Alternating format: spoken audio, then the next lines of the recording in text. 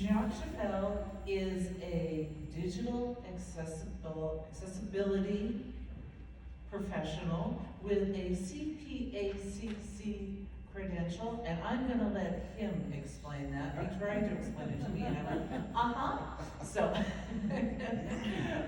he lives in Vancouver. He really enjoys playing games and going on adventures. He's been doing this work for about 2 years. We're friends on Facebook, and he sent out this really cool matching game, and I loved it. I played with it for a bit, and then I lost the link, so I'm gonna have to talk to you about that. Yeah. The other person on the panel is Jill Riesner. Jill has also went through the Blind Institute of Technology, but her journey on her career path was a little bit different. She lives north of Everett area, and she just recently graduated from the Department of Services for the Blind's Orientation and Training Center. Let's give a hand for Jack and Jill.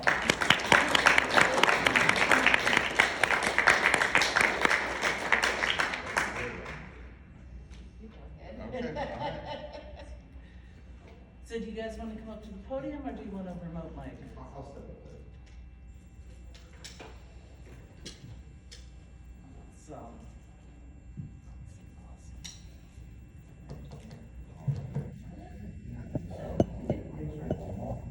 Hello and good morning. Thank you all for being here today and willing to listen to what we have to say. My name is Jacques Chappelle, and yes, I do have what's called a CPACC. It is through an organization called the The IAAP stands for the International Association of Accessibility Professionals. They're the accreditation body that approves the credentials that I have for accessibility. But how did I get here, huh? So, quick backstory.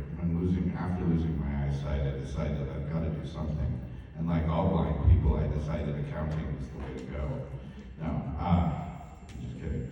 But after earning my associate's degree in accounting, decided that was not the path for me. Just wasn't right. So, after giving some thought to what I was seeing, listening to some friends that were telling me jobs to look into, things to do, things to try. So, I'm not for that. I really want to do something. I like being hands-on. I like contributing, I like helping. Friends of mine at the time had reached out saying, you got to check this out. The Blind Institute of Technology, they're offering this course in digital accessibility. Friends of mine who were also visually impaired at the time were doing accessibility. They were testing websites, they were testing documents, they were, finding the issues that all of us who are visually impaired or have some sort of disability may face or encounter when we're trying to do something in our daily lives, having to do with accessibility with anything online. And so I jumped into coursework through a place online that's free for anybody with a disability. It's DeQue University. It's spelled D-E-Q-U-E, and then university. It's all online. It's at your own pace, and disability or not, you can sign up and take these courses. So I started with that, and then when this course through the Blind Institute of Technology came along, this seemed like the right opportunity, the right, icing on the cake at the moment. How many of us could use that experience, that training? I think it could help numerous people with understanding not only whether you have a disability or not, but understanding the issues and how to resolve them. It could be beneficial for anybody in the field.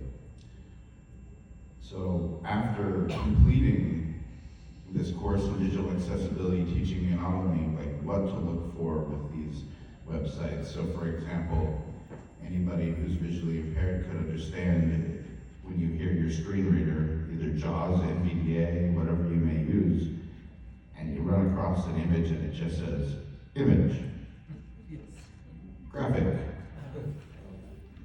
or link with a bunch of numbers numbers and letters, and that's just improperly done.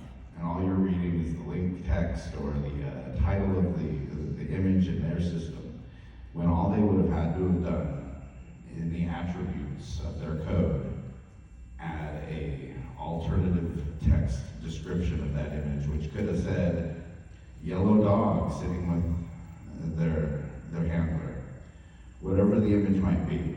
So that's just a brief example. There's so many more examples of that, from links that don't work to structures that just aren't accessible, menus that drop down that don't really drop down for us, but everybody else,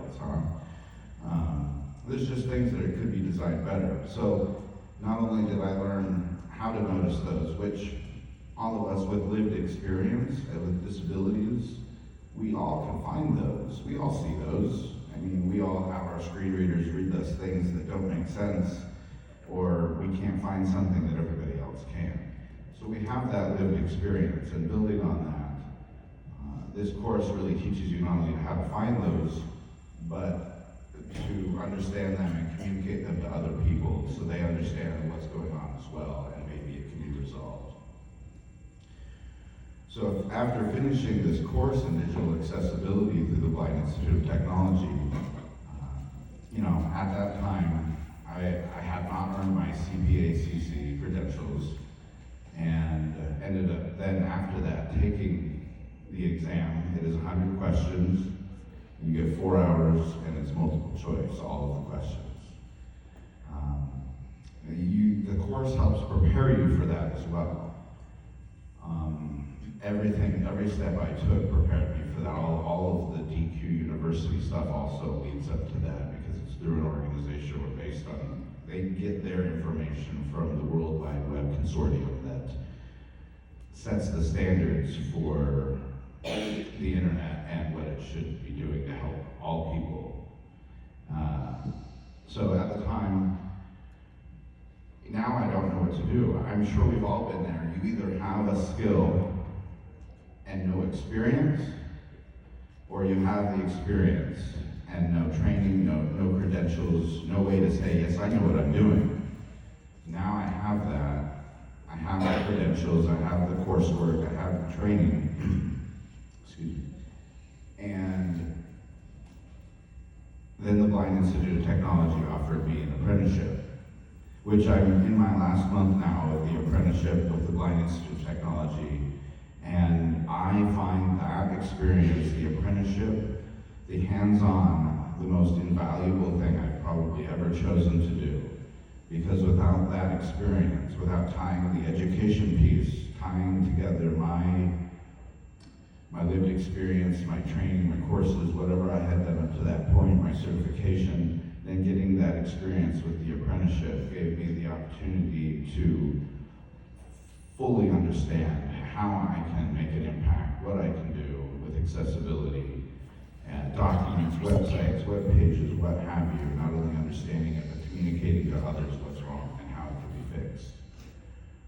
I think it's very possible that anybody, if I can do this, anybody can do it. And it is a growing field, because there are laws being passed every day, every month, every year in not only the United States, but individual states, but other countries. This is not a thing that's going away. It might not move fast, but it will be staying here, and jobs will be growing. This is probably going to be a field that in 5 to 10 years will be very important to most organizations and businesses if they want to succeed. It may not seem like it now, given the challenges I know some of us may face in trying to accomplish the things we want to accomplish on our own, but it is very possible. I thank you again for listening. Let's have Jill speak, and then we'll do questions for both of you. Yes, thank you. Awesome. Thank you.